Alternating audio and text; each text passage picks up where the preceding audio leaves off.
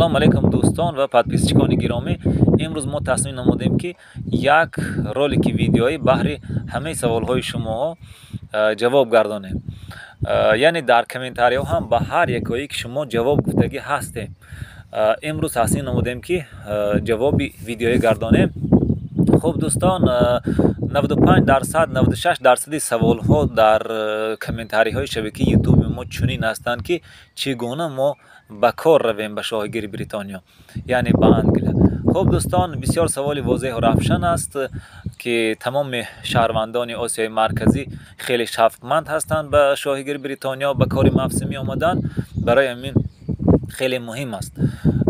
خب دوستان، این شرکت خوبسی که در تاجیکستان عمل میکند، یعنی این سال دوم است که کار و فعالیت دارد و شهروندان جمهوری تاجیکستان را طریق صحبت یا و دیگر راهها به شاهگیری بریتانیا روا میکند، لکن شماره آن خیلی محدود است. یعنی شماره کمی شهروندان را، حتی انگشت شمار هستند که شماره کمی شهروندان را به شاهگیری بریتانیا روا میکند.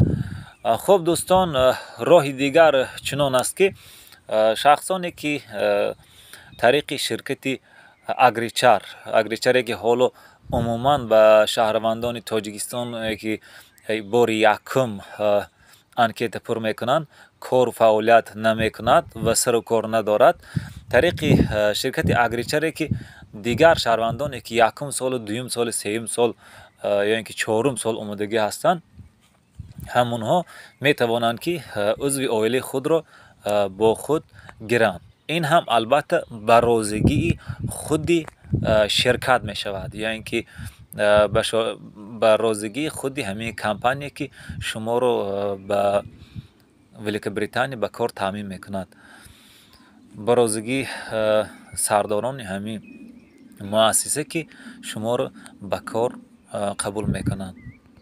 یعنی یک نفر شهروند می تواند که همراه خود یک نفر یا اینکه دو نفر اعضای عائله یا اینکه برادر و دیگر خویشاوند رو به شاهگیری بریتانیا به کار بیارد با رازگی خودی شرکت.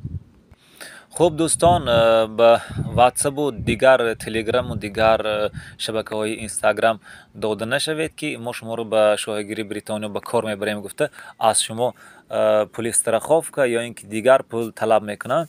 آنها هم فریب هستند. بسیار پادپیسچکای ما رو فریب کردن. برای همین بیخبر نمونید، نشنیدم نگوید، نفهمیدم نگوید.